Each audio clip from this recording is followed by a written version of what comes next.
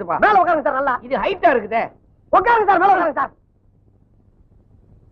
உட்காந்துங்களா? இப்ப படல கால வைங்க சார்.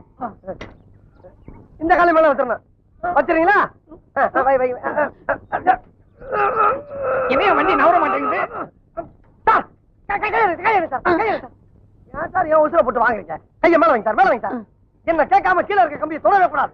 உன்னை கேட்காம எதையுமே தொட மாட்டேன். கரெக்ட். ஓடுங்க. கால கால கால மேல வைங்க. கால மேல வைங்க. வச்சிருங்களா?